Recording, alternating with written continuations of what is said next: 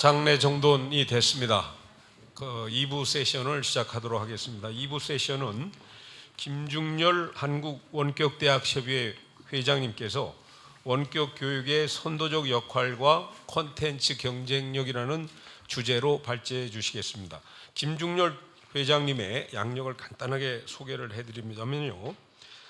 교육부 제4기 평생교육진흥위원회 위원, 또 한국외국어대학교 대학평위원회 의장, 또 외국어대학교 교수협의회 회장, 또 경제경영연구소 소장을 역임하시고요. 현재 사이버 한국외국어대학교 총장으로 재직 중에 계십니다. 김중렬 회장님의 강연을 듣도록 하겠습니다. 네, 방금 소개받은 김중렬입니다. 반갑습니다. 우선 발표에 앞서 사이버대학 최초로 사이버대학 웨비나 프레지던트 서밋 행사를 원대협과 공동으로 주최하도록 협력해 주신 한국대학신문 홍준 대표님, 그리고 임직원, 그리고 기자 여러분들께 21개 사이버대학을 대표하여 감사의 말씀을 드립니다. 또 지금 이제 자리 좀 전에 기조 발표를 해주셨던 이혜정 교육과 혁신연구소 소장님께도 또 감사를 드리며, 오늘 바쁘신 일정 중에서도 이 서밋 행사에 참여해서 토론자로 지금 나서주신 사이버대학 총장님들께도 감사를 표합니다. 특히 이 훌륭한 시설을 이용하여 웨비나 행사를 직접 생중계하도록 협력해 주신 옆에 앉아 계신 우리 고려사이버대학교 김진선 총장님을 비롯한 대학 관계자 여러분께도 감사의 말씀을 드릴 수밖에 없겠습니다. 제가 원격대 협의회 회장 맡고 있기 때문에 이런 말씀을 드리는 것을 좀 양해해 주시기 바랍니다.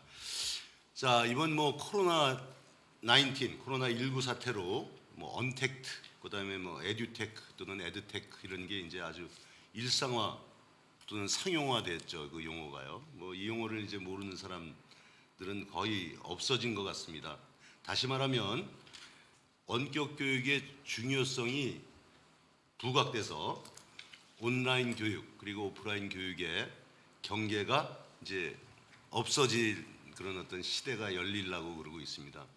어떤 면에서 보면 사이버 대학의 입장에서는 이제 우려가 있을 수 있죠. 아까 이혜정 소장이 말씀하셨듯이 보호막이냐 차별이냐 이런 말씀이 있었었는데, 그렇지만 우리 21개 사이버 대학들은 이런 교육의 패러다임 전환을 길게는 한 20년 전부터 이미 예견해 왔고, 그동안 묵묵히 준비 과정 그리고 여러 경험을 거쳤다고 생각합니다.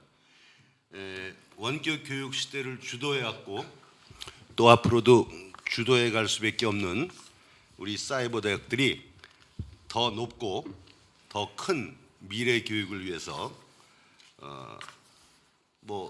도발적인 말씀일 수 있지만 오프라인 대학들이 도저히 따라올 수 없는 새로운 미지의 길을 다시 걸어갈 수 있을 것이라고 저는 확신합니다. 앞으로 많은 격려 또는 성원을 부탁드리겠습니다. 자, 이런 맥락에서 제가 맡은 발표를 해보도록 하겠습니다. 제가 맡은 토픽은 원격 교육의 선도적 역할과 콘텐츠 경쟁력 강화 방안입니다. 제목은 굉장히 거창한데 이 사실 내용은 저희 사이버 대학들이 좀 전에 말씀드렸듯이 묵묵히 해오고 있는 그런 어떤 내용들입니다. 그래서 사이버 대학 현황을 중심으로 말씀을 좀 드려보도록 하겠습니다. 자, 많은 분들이 많이 알고 계시겠지만 이제 통계 자료를 우선 인용해서 사이버 대학의 현황을 말씀드리도록 하겠습니다.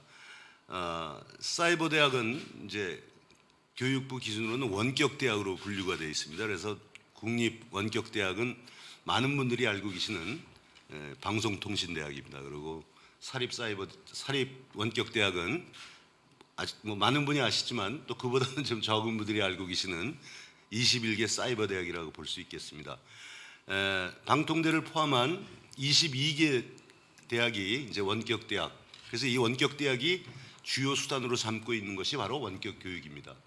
그렇게 복잡하게 생각하실 필요는 없는데 이 원격대학 신입생 정원은 현재 거의 9만 명 가깝니다. 이제 보시다시피 88,510명이 되겠고요. 재학생은 약 23만 명, 그다음에 누적 졸업생은 100만 명에 이르고 있습니다.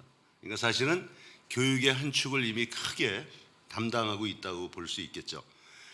사실 사이버대학은 이제 그 방송통신대학은 뭐 역사가 굉장히 오래입니다. 72년도에 시작됐지만 사이버대학은 2001년도에 시작돼서 내년이면 이제 성년을 맞이하려고 있습니다. 처음엔 많은 어려움이 있었겠지만 현재는 이제 꾸준히 성장을 해오고 있고, 사이버대학이 꾸준히 성장하고 또 교육의 한 축을 담당하고 있다는 것은 이 교육에 종사하는 분들이면 이제 모두 알고 있는 상황입니다. 원래 이 사이버 대학은 기본적으로 평생교육 또는 재교육 뭐 이런 걸 담당하도록 원래 설계돼서 이제 등장하게 됐는데요. 그 다음 페이지에 이제 보시다시피 2019년도 연령별 사이버 대학 신입생 현황을 보면 사이버 대학이 설립 목적에 맞게 그 긍정적인 역할을 하고 있음을 우선 알 수 있으실 겁니다. 물론 전체적으로 볼 때는 20대 학생이 제일 큰 비중을 차지하지만 40대 또는 30대, 경우에 따라서는 60대 이상까지 전 고른 연령의 학생들이 사이버대에서 교육을 받고 있습니다. 그러니까 40대가 지금 24.8%, 또 여기는 나와 있지 않지만 직장인이 전체 학생의 한 70%를 차지하고 있을 정도로 평생교육, 재교육, 뭐 계속교육 이런 거는 이제 사이버대학에 몫이 돼 있죠. 자, 원격대학 콘텐츠 보유 현황을 본다면 이렇게 어마어마합니다. 지금 사이버대학은 11,000개. 사실은 이제 나중에 말씀드릴 가 있을지 모르지만 저희는 5년에 한 번, 그러니까 기본적으로 콘텐츠를 제작하면 3년을 쓰는 걸 원칙으로 하고 있습니다. 그래서 5년이면 다 폐기를 하고 있고요. 그러니까 그런 과정까지를 이제 모두 총망라한다면 어마어마한 콘텐츠를 저희가 제작하고 있는 셈이고, 따라서 20년간 이런 과정이 이제 이루어졌다 그러면은 우리가 보유하고 있는 노하우가 어느 정도가 되냐, 우리가 축적하고 있는 노하우가 어느 정도가 되냐는 기본적으로 쉽게 이해하실 수 있을 것입니다. 자, 기본적으로 사이버 대학이 어떤 원격 교육의 선도자 역할을 수행했다. 자, 기본적으로 그러면 원격 교육 또는 온라인 교육의 장점은 뭐냐? 뭐 맨날 얘기하지만 수요자 중심의 교육을 펼칠 수 있다는 것이 뭐 대표적인 이유가 되겠죠. 그래서 수요자 중심의 콘텐츠 개발로 원격 교육의 선도자 역할을 수행하고 있는 것이 사이버 대학이다. 즉 원격 교육의 선도적 역할을 하기 위해서는 수요자 중심의 교육이 이루어져야만 되고, 그다음에 사이버 대학은 콘텐츠로 비대면 교육을 원칙으로 하기 때문에 이제 수요에 맞는 콘텐츠 개발을 하고 있다. 뭐 이제 이런 얘기죠. 그래서 미래형 고등원격 교육기관으로 급성장하고 있다. 성인, 직장인, 장애인들을 위한 맞춤형 교육 고등교육기관이다. 뭐 다 똑같은 맥락이죠. 다음 학습자 중심의 우수한 교육 콘텐츠를 제작하고 온라인 교육과정 운영의 노하우를 우리는 상당히 축적하고 있다. 또 미래의 대학으로서 온라인 평생 학습 기반 체계화 실현. 사실은 우연한 기회였을지 모르지만 사이버 대학이 20년 전에 이제 우리나라에서 탄생해서 세계적으로 유례 없이 급격한 성장을 이뤘다는 것을 이제 모든 분들이 인정하고 있는 그런 상황이라고 볼 수 있겠습니다. 뭐 우리가 얘기하는 미네르바 대학, 바로 미래형 사이버 대학이죠. 그러니까 사이버 대학에 대해서는 오히려 잘 모르시는데 역설적으로 미래 대학, 사이버 대학이 어떤 전형적인 형태인 미네르바 대학에서는 많은 분들이 알고 계신데, 이제 다 얼마나 멀지 않은 시기에 다 그게 이제 연결이 될 수 있으라고 이제 보겠습니다. 그래서 원격 교육의 선도자 역할을 우리는 해왔고 앞으로도 해갈 것이다. 그건 우리 기존 방향이다. 근데 이제 우리의 뜻과 상관없이 여러 가지 외부의 어떤 요인이 있겠죠. 사실은 이제 최근 들어 예측하지 못한 코로나 사태로 일반 대학이 원하든 원치 않든 원격 교육을 이제 도입하는 그런 어떤 상황이 왔는데, 좀 아쉬운 거는 뭐 부분적으로는 많이 저희의 노하우를 갖다가 활용하고 계시지만 우리가 축적한 그런 교육 노하우를 충분히 활용할 기회가 있음에도 불구하고 이게 조금 그런 협업이 어려워진 점이 있다는 게 조금 아쉬운 점이 있습니다. 아무튼 묵묵히 우리가 뭐 선도자 역할을 해왔다는 사실이 이제 알려진다면 곧 협업이 이루어질 수 있을 것이라고 이제 보겠습니다. 그다음에 사이버대학 우수한 컨텐츠 개발 방법. 사실 아까 그 이혜정 소장님은 굉장히 이상적인 말씀을 해주신 거죠. 앞으로 분명히 그런 방향으로 이제 교육이 이루어지고 컨텐츠 개발도 그런 방향으로 가야 될 거라고 뭐 믿어 의심치 않습니다만 저는 이 자리에서 저희 사이버 대학이 실제로 콘텐츠를 제작하고 있는 그런 방안을 소개드림으로써 이제 이런 방법이 뭐 길게 또는 짧게는 이제 지금 콘텐츠 제작으로 어려움을 겪고 있는 일반 대학에서 좀 활용해야 될 부분이 아닌가 이렇게 생각합니다. 자, 뭐 사이버 대학은 어떻게 보면 그 법상 학사 운영이 100% 온라인으로 진행되도록 되어 있습니다. 그러니까 이 온라인 교육이 발전할 수밖에 없는 거죠. 사실은 비대면 교육의 한계 때문에 20%의 오프라인 룰이라는 게 있습니다. 그러니까 기본적으로 20% 범위 내에서 면대면 교육을 보완시켜도 좋다. 이게 이제 그동안 저희가 진행해왔던 그런 교육 방법인데요. 이제 앞으로는 이 규제도 없어지겠죠. 지금 일반 대학이 20% 온라인을 이제 푸는 상황이니까 이제 전반적으로 교육 전반을 검토해서 규제 개혁이 이루어진다면 이 부분도 지금 제가 넘기질 못했네요. 그래서 사이버 대학의 모든 학사 운영은 100% 온라인으로 진행되고 있다. 자, 그 밑에 부분은 뭐 이런 방법을 통해서 그러니까 LMS를 구축하고 있다. 이게 이제 지금 요즘 문제가 되고 있는 거죠. 저희는 사실 세계적인 수준의 LMS를 구축하고 있습니다. 그리고 끊임없이 차세대 LMS를 구축하려 노력하고 있고 여기에 엄청난 투자를 하고 있습니다. 지금 최근 들어 이제 어떻게 보면 이제 그 국내 또 업체도 있지만 뭐 캔버스니 뭐 이런 외국 업체들 그 시스템을 활용해서 하고 있는데요. 뭐 여기 엄청난 비용이 뭐 수십억, 수백억의 그 자금이 들어가는 그런 투자를 저희는 아끼지 않고 있습니다. 그다음에 두 번째는 각 학교마다 약간 차이는 있지만 거의 방송국 수준의 스튜디오를 저희는 완비하고 있습니다. 뭐 경우에 따라서는 무인 스튜디오를 운영하고 계신 학교도 있고요. 학교마다 특성상 뭐 방송국 관계자들도 사이버대학 스튜디오를 와서 이제 견학하시면 참관하시면 굉장히 놀라십니다. 바로 이런 것이 저희가 우수한 콘텐츠를 개발할 수 있는 그런 어떤 기존 투자라고 볼 수 있겠습니다. 그다음에 뭐 여러 가지 수단이 있지만 CDN이라고 컨텐츠 딜리버리 네트워크. 이제 요즘 이제 접촉자가 밀리면은 이제 자꾸 다운되지 않습니까? 그리고 또 접촉자가 밀리면 이게 느려지는데 이제 이런 방법을 해결하기 위해서 부분 이렇게 데이터를 몰아넣는 그런 어떤 설비가 있습니다. 그래서 이게 CDN이라고 그러죠. 컨텐트 딜리버리 네트워크. 그래서 부분적으로 자, 그다음에 우수한 컨텐츠 제작관 장단계. 제가 너무 설명이 장황한 것 같은데 간략하게 넘어가겠습니다. 저희는 기본적으로 6단계로 컨텐츠를 제작하고 있습니다. 그래서 저기 학기 개설 6개월 전이라고 그러는데 경우에 따라서는 1년 전서부터 이제 계획을 합니다.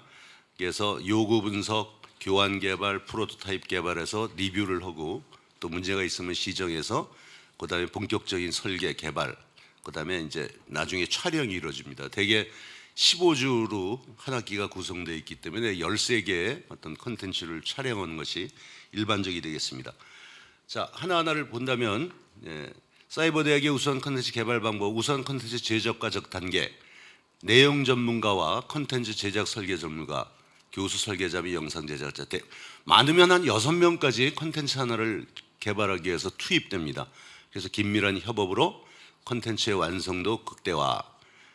우수한 컨텐츠 제작은 최고의 강의 영상 제작과 함께 교수자의 학습자 지원 및 관리 활동과 학습자의 학습 활동 설계도 포함된다. 그러니까 단순히 서버에다가 컨텐츠를 올려놓는 거로 수업이 끝난다 이런 얘기가 아니죠.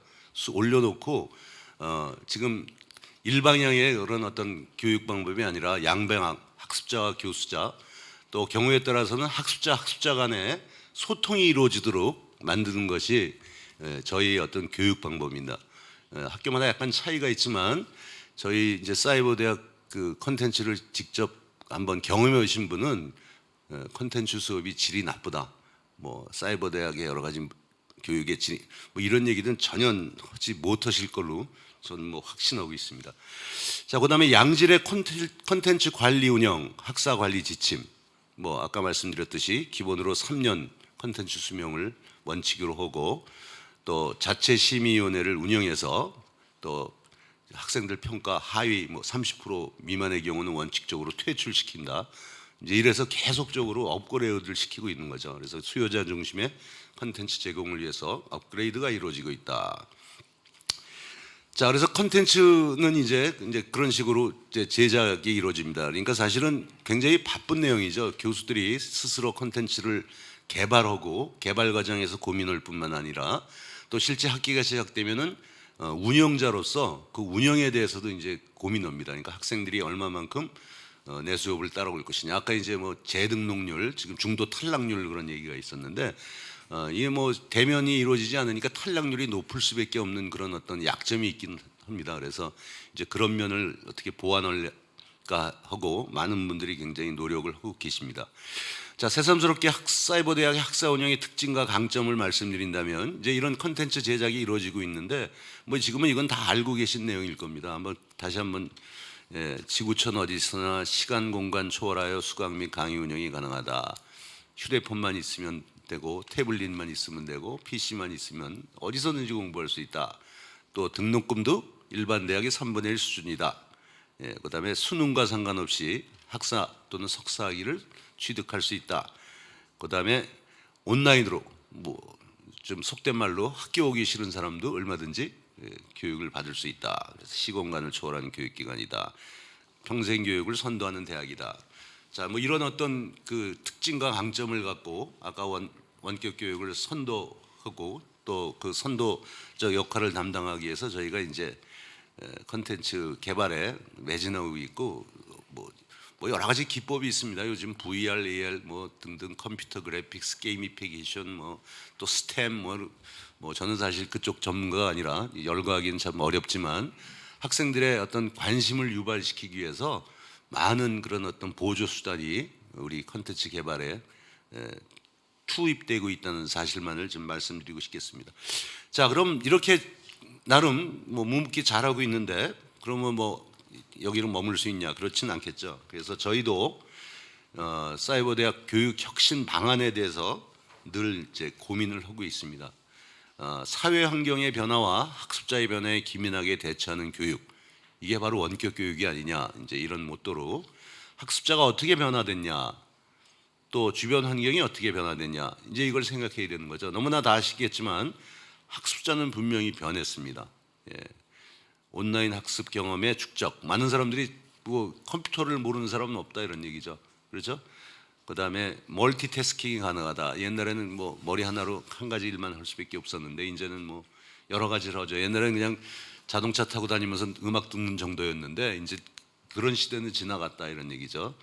또 다양한 연령층이 학습자로 등장하게 됐다. 인생 삼모작, 그래서 평생 교육, 재교육이 필요하게 됐다. 이제 이런 얘기죠. 자, 이런 학습자의 변화와 학습자가 변화함과 또 동시에 나타난 현상이 바로 첨단 공학 기술의 눈부실 발전이라는 거죠. 뭐 우리 인류 문명을 기술의 발전이 주도해야 되는 건 다 아시는 내용이지만 최근에는 에듀테크의 진화가 원격 교육을 더욱 복잡하고 어렵게 만들고 있습니다. 사실은 이제 뭐 학습자는 그렇게 크게 어려울 일이 없습니다. 사실은 공급자, 교육의 어떤 공급자가 고민해야 될 부분이 이제 늘어났다는 얘기가 되는 거죠. 그래서 앉아 듣는 온라인 학습에서 학습자 스스로 참여하고 만들어가는 온라인 학습으로 이 패러다임이 바뀌고 있기 때문에 이제 우리는 이제 이런 어떤 변화에 맞춰서 우리 갈 길을 이제 묵묵히 갈 것이고 또 가고 있다. 이제 이런 말씀을 이제 드리고 싶고요. 그래서 요즘 많이 나오는 얘기죠. 뭐 혁신, 진정한 혁신이 이루어지냐는 이제 별 문제일 수 있지만 교육에 있어서도 세 가지를 얘기를 합니다. 교육 과정의 혁신, 방법의 혁신, 환경의 혁신. 뭐 세세한 내용은 이제 이렇게 나와 있죠. 과정의 혁신이라는 것은 뭐 AI, 뭐 인공지능이죠. 그다음에 증강현실, 가상현실, 뭐 아까 얘기한 게이미피케이션 이런 접목한 교육 과정을 개발하겠다. 방법은 아까 말씀드린 수요자 중심의 다양한 학습 방법을 이제 새로 개발해서 개선시키겠다.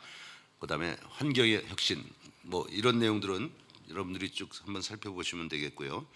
결국 우리 사이버 대학은 앞으로 이제 교육의 패러다임이 지금 이제 사실은 우리나라 교육은 지금 학령 인구 감소 때문에 여태까지는 대학의 구조 조정에 초점이 맞춰 왔었죠. 그리고 학령 인구 감소 때문에 이제 재정적인 지원을 어떻게 해야 되냐.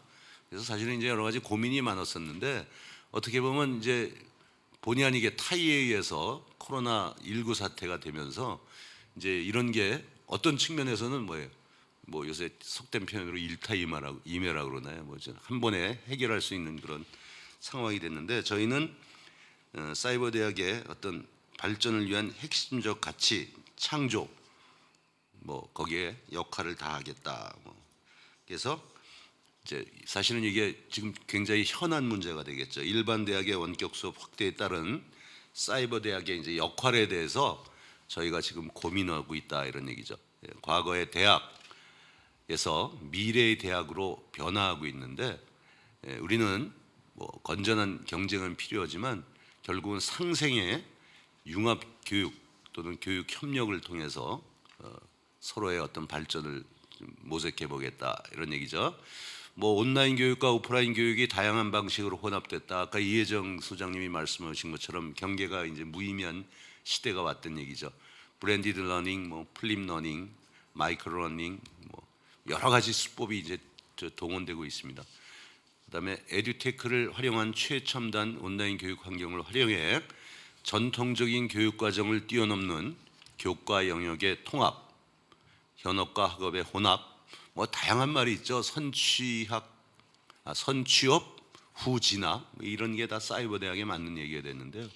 현업과 학업의 혼합, 그래서 다양한 맞춤형 교육 과정을 우리는 운영하고 있으며 이에 개선 등등을 위해서 최선을 다하겠다. 이제 이런 말씀을 드리겠고요. 마지막으로 미래 고등교육의 유일한 생존 대학으로서 교육 혁신의 모델을 우리가 창조할 것이며 뭐 등등 다 좋은 말이죠. 사실은 여러 가지 어려움이 있겠죠. 갈 길도 멀고 현안 문제부터 차근차근 해결하면서 우리가 나갈 길을 이제 잘 찾아보겠다는 것이 이제 저의 생각이고 또 뭐 정도의 차이는 좀 많은 총장님들의 생각일 것으로 보여집니다. 뭐 구체적으로는 뭐 온라인 교육 인증센터 설립 같은 거를 이미 우리 주무부인 교육부에 지금 이렇게 건의를 해놓은 상태입니다. 마지막으로 한 가지는 사실은 이제 이런 어떤 원격 교육 또는 사이버 대학이 소기의 어떤 목적을 달성하기 위해서는 어떤 뒷받침이 있어야 되겠죠. 사실 지난 20년은 이제 각 사립 사이버 대학이 스스로 자율적으로 큰 지원 없이 교육부가 좀 들으면 섭섭해하실지 모르지만 그렇게 커왔는데요. 앞으로 그 원격 교육의 역할이 더 커지기 때문에 이런 어떤 재정적인 지원, 행정적인 지원 뭐 등등이 이제 필요한 시점이라고 보여지는데 어떻게 보면 그 기본이라 할 수 있는 그 재정법이 없습니다. 그래서 원격 대학 교육 협의회법이라는 것이 이제 통과가 되어야 되겠다. 어떻게 보면 제가 회장인데 이제 그 말씀을 마지막으로 드리고요. 저희가 원격 교육의 선도적 역할을 앞으로도 해갈 것이고 콘텐츠 경쟁력 강화 방안은 뭐 우리만큼 경쟁력을 갖춘 그런 기관이 없는데 그럼에도 불구하고 앞으로도 최선의 노력을 다해가겠다. 네. 이 정도로 발표를 마치겠습니다. 예, 고맙습니다. 네, 원격 교육 기관인 사이버 대학이 그동안 기울인 노력 그리고 그 이룩한 그 교육적인 수월성 그리고 앞으로 이제 코로나19 이후에 오프라인 대학이 이제 온라인 교육에 강점을 가지면서 또 원격 대학 나름대로 노력해야 하는 여러 가지 과제에 대해서도 말씀을 해주셨습니다. 우리 김중렬 회장님 말씀에 더해서 우리 세 분의 총장님의 토론을 듣도록 하겠습니다. 먼저 고려사이버대학의 김진성 총장님 토론해 주십시오. 예, 감사합니다. 먼저 김중렬 총장님의 발표 잘 들었습니다. 아마도 한국 원격대학 협의회 회장이시기 때문에 그동안의 발전 과정이나 또 현황 그리고 앞으로의 그 나갈 길까지 폭넓게 알려주시느라고 힘이 많이 들으셨을 것 같습니다. 우선 저는 토론자이기 때문에 약간은 시각을 좀 달리하는 이야기를 할 수밖에 없어서 혹시라도 오해를 하지 않으셨으면 좋겠습니다.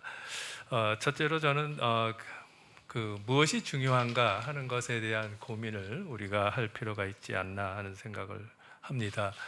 앞서서 이혜정 소장님께서도 원격 교육의 미래를 위해서는 제도가 중요한 것이 아니라 컨텐츠와 퀄리티가 중요하다라는 말씀을 하셨습니다. 물론 그 뒤에는 이제 컨텐츠가 더 중요하냐 아니면 인터랙션이 더 중요하냐 이런 이슈들도 있었는데 컨텐츠를 잘 만드는 것 굉장히 중요한 일임에 틀림이 없습니다. 그렇지만 컨텐츠를 만드는 그 자체에 저희가 너무 많은 노력을 기울이고 있는 것 같습니다. 교수 설계 이런 것들은 아까 이제 디자이너로서의 역할을 하기 때문에 교육 내용 자체를 전면적으로 바꾸기까지 하는 중요한 일이기 때문에 그런 것들은 시간을 더 많이 허비해야 되지만 어떤 외형적인 포맷을 갖추는데 너무 많은 시간을 낭비하는 거 아닌가 하는 반성을 하게 됩니다. 저는 여자가 아니기 때문에 화장을 안 해서 잘 모르겠는데요. 컨텐츠를 얼만큼 좀 보기 좋게 만드느냐 하는 거는 결국 화장하는 거하고 똑같을 거라고 생각이 됩니다. 화장도 기초 화장이 있고 메인 화장이 있나요? 예. 아무튼 기초 화장이 잘 돼야 메인 화장도 잘 되듯이 오히려 저는 외형적인 것보다 그 안에 들어가는 내용에 대해서 교수자가 더 고민을 해야 되지 않나 하는 생각을 합니다. 두 번째로는 계속해서 이제 이야기된 게 이제 수요자 중심의 어떤 생각들을 해야 된다라는 이야기를 했습니다. 사실은 우리가 여러 가지 교육 방법이 바뀌고 있다라는 것은 동의를 다 하고 있습니다. 근데 그 방법들을 교수자는 자기가 알고 있는 방법이 최고라고 생각을 하는 경우가 많이 있는 것 같습니다. 수요자는 이미 여러 가지 선생님이 알고 있는 것보다 더 많은 방법들을 알고 있음에도 불구하고 그것들에 대한 고민을 하지 않을 때 나타나는 비효율성은 굉장히 크다고 생각이 됩니다. 그래서 컨텐츠를 만드는 것뿐만 아니라 교육 과정에서도 수요자들이 얼만큼 필요로 하는 것이 무엇인지를 잘 파악하는 것이 굉장히 중요하다라고 생각을 합니다. 세 번째로 이미 들었듯이 모든 대학들이 여러 가지 다양한 방법들을 사용을 합니다. 그 다른 방법들이 각각의 장단점이 있을 겁니다. 요즘 이제 회장님께서도 말씀하셨는데 미래대학의 모델로 미네르바 스쿨을 거론하셨습니다. 사실은 그 시스템을 저희가 도입한다고 해서 똑같은 교육을 할 수 있다고 저는 못합니다. 우리가 토론도 해야 되고 여러 가지 이야기를 하는데 정말로 토론을 할 수 있는 자질과 능력과 의지를 가지고 있느냐 하는 것이 더 중요할 것 같습니다. 학생들이 머릿속에 갖고 있는 것을 끄집어내는 것이 그렇게 쉬운 일이 아니기 때문에 그러한 부분에 대한 고민도 우리가 계속해서 해야 되지 않을까 하는 생각을 해봅니다. 마지막으로 경쟁에 대한 이야기입니다. 과거에도 있었고 지금도 있고 앞으로도 더 심한 경쟁이 있을 거라고 생각을 합니다. 저희가 일반 대학에서 하고 있는 어떤 변화 또 제도적인 수정 이런 것들이 많이 걱정되는 때인 것 같은데요. 저의 경쟁은 일반 대학과의 경쟁이 아니라고 생각을 합니다. 왜냐하면 교육이라는 것은 아까 이 소장님도 말씀하셨는데 학생이 성장하도록 되느냐 안 되느냐에 초점이 있기 때문입니다. 사이버가 됐든 오프라인이 됐든 이것이 학생의 자질을 상승시키는 일이냐 아니냐 하는 것이 교육의 성패를 가름하는 것이라고 생각합니다. 우리 안의 경쟁, 내 안의 경쟁을 먼저 챙기는 그러한 계기가 되었으면 좋겠다는 생각을 해봅니다. 예. 네, 감사합니다. 우리 김 총장님께서 아주 네 가지 그 요소를 아주 굉장히 자세하게 이렇게 말씀을 해주셨습니다. 다음은 이현묵 권영대 총장님. 네. 네, 안녕하세요. 오늘 이렇게 우리 코로나 때문에 큰 그 교육적 변화가 일어나고 있는데 그런 중요한 시대에 또 우리 사이버 대학의 갈 길을 모색하는 이런 자리를 마련해 주신 우리 한국대학신문 관계자 여러분께 진심으로 감사의 말씀을 드립니다. 우리 그 사이버 대학이 뭐 잘 아시겠지만 코로나 바이러스 때문에 아주 갑자기 굉장히 사회적인 관심을 받고 있습니다. 사실 이런 그 관심은 우리가 교육의 어떤 수단이 방송, 통신 혹은 인터넷을 통해서 이 먼 거리에서 수업을 할 수 있고 비대면 수업을 할 수 있기 때문에 관심을 갖게 된 거라고 봅니다. 근데 이제 그러한 인연으로 해서 오프라인 대학이 이제 이러한 ICT 수단을 이용해서 수업을 하다 보니 사이버 대학이 가지고 있는 역량이나 그동안 해왔던 이런 가치들이 사회적으로 이슈화되고 이런 것들이 이제 사회적인 관심을 갖게 되니까 이제 교육부에서 상당히 이 사이버 교육에 대한 그 방법을 굉장히 중시하고 이 교육 혁신의 하나의 모델로 이거를 이제 온오프라인을 갖다가 어떤 하이브리드형 그 대학 시스템을 만들어 가려고 이렇게 노력을 하고 있는 것 같습니다. 그런데 이제 저는 여기서 우리가 잘 정책을 마련하고 입안하는 데는 기본적인 원리를 우리가 잘 좀 짚고 넘어가야 우리 이 교육이 발전할 것이다. 그런 의미에서 제가 좀 한 말씀 드리고 싶습니다. 사실 우리가 코로나 오기 전에 이미 벌써 우리는 디지털 문화 사이로 완전히 깊숙이 들어와 있습니다. 벌써. 그런데 이제 우리 이 대학 교육은 아직도 아날로그 시대의 텍스트를 그대로 활용하고 있는 그런 상태입니다. 이거를 지금 바꿔주지 않고 바로 수단만 그 사이버 시스템을 이용한다라고 한다면 과연 교육이 발전할 것인가라는 데 저는 의문을 제기하고 있습니다. 우선 보면 우리가 교육 방법에서 이 어떤 교육의 툴은 이미 벌써 디지털화돼서 산업적으로 교육공학적으로 굉장히 많이 발전이 되어 있습니다. 특히 인공지능 기술까지 첨부가 돼서 우리 교육자들이 할 수 없는 그런 교육적 데이터를 분석해서 피드백해서 교육을 좀 효과적으로 할 수 있는 그런 시스템이 이미 개발돼서 벌써 상용화되고 있다. 이런 단계까지 와 있습니다. 그래서 이제 이런 제도를 우리가 대학에서 어떻게 이거를 활용하느냐가 활용해 성공적으로 인재를 길러내느냐가 굉장히 중요하다고 저는 생각합니다. 그래서 우리가 교육의 툴을 디지털화하는 것도 중요하지만 교육의 콘텐츠를 어떻게 디지털화하느냐 하는 것도 우리가 해야 될 숙제입니다. 우리가 여기서 콘텐츠라고 하면 이제 우리가 지금까지는 교육에서 어떤 학습 자료를 학생들한테 제공하는 게 콘텐츠다 이렇게 생각할 수도 있습니다만 조금 더 깊이 들어가면 학문 자체가 바뀌어야 될 필요가 있다. 우리는 그동안에 우리가 수학을 가르쳤을 때 수학을 우리는 방정식이든지 어떤 아날로그적인 그 해법을 가지고 우리가 그 수학 문제를 해결했죠. 솔루션을 만들어냈죠.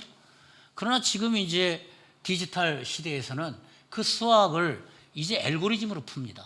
그럼 우리 수학 컨텐츠가 수학 교과목의 컨텐츠가 이런 이 어떤 대수기하학적인 접근에서 알고리즘으로 바뀌었냐?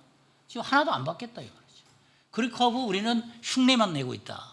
이런 문제에서는 우리가 한번 이 집 깊이 한번 학문적으로 디지털화하는 노력, 이거 빨리 우리가 좀 손을 봐야 된다 하는 그런 말씀을 좀 드리고 싶고요. 또 하나는 이 교육 운영에서도 문제입니다. 교육 운영에서도 우리는 이 모든 것들을 지금 교육법에 의해서 또 아니면 교육부의 운영 규정에 의해서 모든 것들이 제도적으로 제도화해서 움직이고 있습니다. 그러나 지금 디지털화 사회는 이런 아날로그적인 어떤 제도에 의해서 움직여진 사회가 아니거든요. 이미 그 사회를 뛰어넘었거든요. 그렇다고 본다면 이런 규제가 빨리 완화돼야 됩니다. 이 대학을 운영하는 규제가 과거에서 빨리 그 답습하는 데에서 어떤 규제를 통해서 대학을 컨트롤하고 학문을 발전시킨다는 그런 사고 자체가 바뀌어야 될 시점에 와 있다. 저는 그런 생각을 해봅니다. 그래서 우리가 지금 이 사이버 대학이 앞으로 어떤 교육의 하나의 축을 담당할 성인 교육, 성인 학습자 교육을 담당하는 하나의 큰 고등교육의 한 축으로 성장하기 위해서는 첫 번째는 고등교육법이나 이런 법적 제도가 아주 혁신적으로 바뀌지 않으면 안 된다. 저는 그런 제안을 해보고 싶습니다. 아까 우리 이사회에서도 그런 지적이 있었습니다만은 이 우리 그 사이버대 원격 대학의 이 디파인을 우리는 방송통신에 의한 그 수단에 의한 그런 교육을 하는 기관이라고 한정을 했다. 이거는 우리 사이버 교육을 방송통신의 수단으로 한정돼서 묶어놨다. 그렇게 된다면 교육이 어떻게 발전할 수 있겠느냐. 그래서 이런 것들은 이런 규제 완전히 풀어야 됩니다. 또 우리가 교육적 데이터를 수집해서 이거를 인공지능 기법에 의해서 이거를 분석하고 해석해서 새로운 교육 모델을 만들어내고 또 그거를 발전시키기 위해서는 이 개인정보보호법이나 이런 것도 빨리 개정이 돼야 됩니다. 그런 규정도 과감하게. 그래서 저는 이러한 제도들이 운영 규정까지 이르기까지 이런 제도들이 혁신적으로 바뀌지 않으면 우리 사이버 대학 교육 시스템이 발전하기가 상당히 어려울 것이다. 저는 그런 생각을 가지고 있습니다. 그래서 이런 우리가 어떤 이 사이버 교육에 대한 새로운 시스템이 오프라인에 접목이 된다 하더라도 이러한 규정은 반드시 개정이 돼야만이 성공할 수 있다. 저는 그렇게 생각을 합니다. 또 이거에 또 준해서 또 지금 각종 규정으로 해서 대학의 자율성이 한정되어 있습니다. 지금 보면 학생들의 성적, 평가 방법, 또 학습하는 형태 뭐 이런 것까지 다 제한되어 있단 말이죠. 이런 것들도 대학에 모든 것 자율권을 줘서 대학이 자율적으로 프로그램을 개발해서 운영할 수 있도록 그렇게 만들어줘야 우리 사이버 교육이 이 오프라인에서 성공하고 우리 또 사이버 교육에서 성공할 수 있다. 저는 그렇게 생각을 합니다. 또 우리 또 내부적으로 대학이 안고 있는 문제도 있습니다. 바로 아까 우리 김정렬 총장님께서 지적한 퀄리티의 문제, 교육의 퀄리티가 앞으로 굉장히 중요한 문제로 대두될 것으로 저는 봅니다. 그래서 이 사이버 대학이 갖고 있는 역량을 한층 더 높여서 이 오프라인 대학과 대등한 그런 관계에서 경쟁하고 또 발전시킬 수 있는 그런 교육적 이 콘텐츠 내지는 프로그램의 퀄리티를 높이는 것도 우리가 꼭 해결해야 될 숙제다 하는 것도 아울러 말씀드리고 싶고요. 또 의외로 또 교수님들의 그 디지털 리터러시 문제도 항상 늘 대두가 됩니다. 이것도 사실은 우리가 등잔 밑이 어둡다고 보는데 이런 문제도 우리가 꼭 해결해야 될 거라고 봅니다. 지금 현재 우리 사이버 교육은 굉장히 위기에 와 있습니다. 왜 그러냐면 오프라인 대학에 많은 그런 제한적 규제들, 특히 온라인 교육에 대한 그 규제가 완전히 풀기 때문에 우리 온라인에 의존하는 교육 시스템이 상당히 위기다, 저는 그런 생각을 했습니다. 이런 것들은 앞으로 그 미국의 모형에서 우리가 좀 알 수 있는데요. 미국의 모형이 대개 보면 온라인 교육이 대개 세 가지 형태로 발전되고 있는데, 그 하나가 바로 온오프라인을 혼합하는 하이브리드형 교육 시스템입니다. 이미 벌써 아까 우리 이혜종 그 소장께서 발표하신 것처럼 그게 바로 하이브리드형 그 시스템이라고 봅니다. 오프라인 대학에서 온라인 시스템을 도입해가지고 그거를 교육적 효과를 극대화시키는 그런 프로그램으로 발전시켜서 활용하는 방법입니다.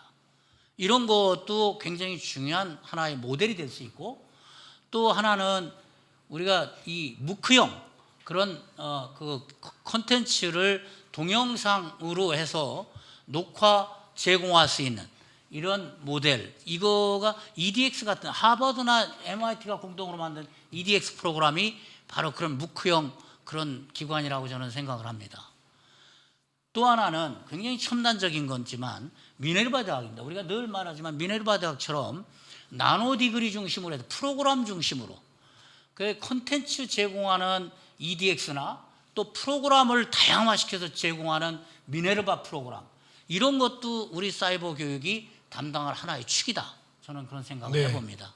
그래서 이런 방향으로 해서 우리 사이버 대학의 미래를 좀 만들어가는 것이 상당히 우리한테 중요하지 않나, 그런 제안을 해봅니다. 감사합니다. 하여튼 이현북 총장님께서 아주 다양한 부분에 있어 사이버 대학 발전에 대한 제언을 해주셨습니다. 다음은 조방재 영진사이버대학 총장님 말씀해 주십시오. 예, 오늘 김중열 회장님께서 사이버대학의 경쟁력 강화를 전반적으로 짚어주신 데서 감사를 드립니다. 이 4차 산업시대에는 우리가 좀 전에 교수님의 강의도 나왔듯이 주입식에서 발굴하는 과정으로 옮겨가고 있고요. 그리고 특히 사이버대학에 다니는 학생들은 다양한 욕구를 충족시켰을 때 사이버대학의 미래가 있다고 생각됩니다. 예를 든다면 이 학위를 받는 내용은 기본 사항이고요. 학점을 받게 되면 학위를 받는다는 것은 누구나 다 아는 사실이고, 그러면 그 학위를 받고 우리 사회에 가서 어떤 일을 하느냐, 또 할 수 있느냐, 어떻게 살아가는 도움이 되느냐, 이것이 큰 맥이라고 봅니다. 그리고 볼 때 저는 학위도 받고 또 국가 자격증이나 민간 자격증을 취득해 나간다면 일석삼조가 안 되겠는가. 그래서 이 자격증 과정을 교육과 과목하고 연계시키기는 상당히 어렵습니다. 그래서 그 이외로 학교마다 또 특성화된 영역을 지정해서 이 단기 과정 1학점에 일정량의 어떤 수강료를 받고 단기 과정을 개발해 가지고 그 학점을 취득하고 하게 되면 이론 시험이 조금 면제되는 부분이 있고, 그래서 그 단기 과정을 통해서 자격증을 받아 나간다면 미래 사회에 재취업할 수 있는 그런 정말 좋은 전당이 안 되겠는가. 학위를 받고 자격증 받고 취업한다면 우리 사회는 지금 가면 학력도 중요시되지만 무엇을 할 수 있습니까? 선생님이 이렇게 묻거든요. 그러면 학위와 자격증이 동시에 주어질 수 있는 그런 미래 사회가 필요하다. 그러면 한 대학에서 여러 개 종목의 어떤 그 자격증, 기술 자격증을 개설하기 어렵습니다. 그러면 시도마다 예를 들면 대구 같으면은 뷰티 과정을 개설할 때 모든 사람들이 사이버대학교에서는 무슨 뷰티를 개설하느냐 실습해야 되는데, 그런데 저희들이 먼저 처음으로 일단 모든 실습 장비를 구비해서 뷰티 과정을 개설했는데 지금 제일 많이 와요. 또 이 인원이 오버되어 가지고 정말 그 시험을 보는 좀 전형하는 데도 상당히 어려움을 겪고 있는데요. 그래서 각 학교마다 특성화된 그런 자격증을 발굴해서 그 과정을 이수토로 간다면 대학과 대학 간의 학점 교류, 또 기술 교류, 문화 교류까지 되지 않겠는가. 그렇게 되기를 미래를 보고, 또 김준열 회장님을 만나면 그런 말씀도 드리도록 하겠습니다. 그리고 한 가지 더 말씀드린다면 우리가 전통적인 교육 과정을 융합 맞춤형으로 개편해야 된다 하는 것은 이미 교육학적으로 참 많이 나왔지만 실제로 우리가 융합 형태로 교육 과정을 개편하는 데 참 많이 어렵습니다. 교수님별로 정해진 교육 과목이 딱 정해져 있고요. 그리고 그것을 개편하기가 참 어렵습니다. 내용은 개편할 수 있지만 완전히 그걸 융합적으로 개편한다는 것도 참 대학 사회에서 굉장히 어렵습니다.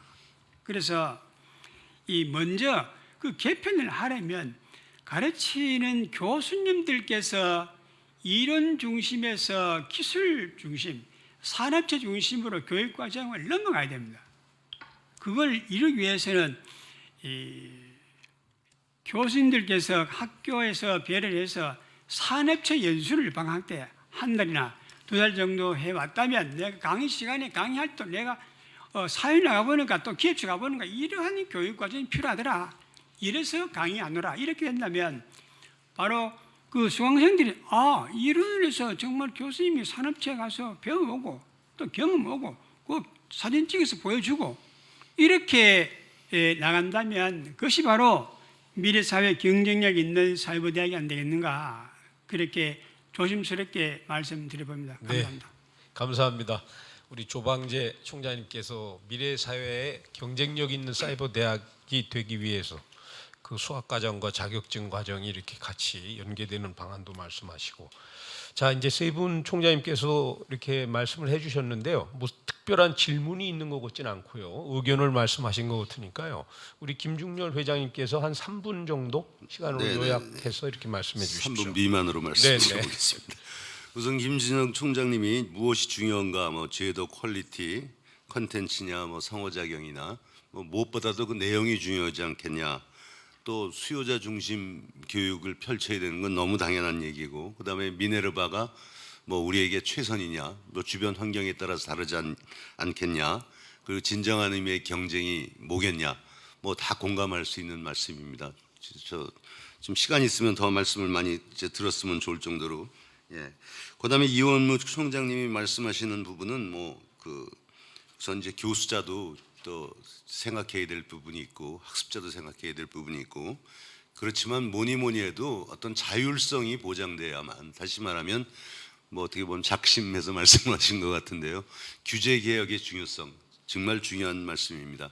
예, 아주 공감하고 있습니다. 마지막 조방재 총장님은 현실적인 어려움, 지금 우리가 너무 붕 떠서 얘기할 게 아니라 실질적으로 현실적인 면을 다시 한번 되돌아볼 필요가 있지 않겠냐. 네, 아주 중요한 말씀입니다. 뭐 제가 그렇게 말씀을 정리를 해보겠습니다. 사실 이번 코로나 사태는 굉장히 불행한 사태입니다. 거기에 대해서는 뭐 많은 사람들이 이 교육도 사실은 준비하지 않은 상태로 코로나19 사태를 맞았기 때문에 여러 가지 어려움을 겪고 있습니다. 자, 그런데 이 뭐 어려움을 위기, 기회 뭐 다 많이 한 말씀이죠.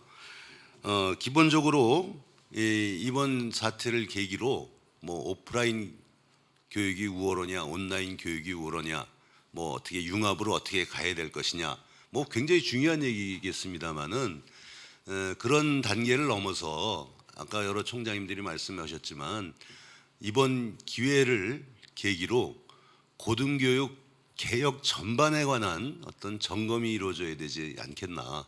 예?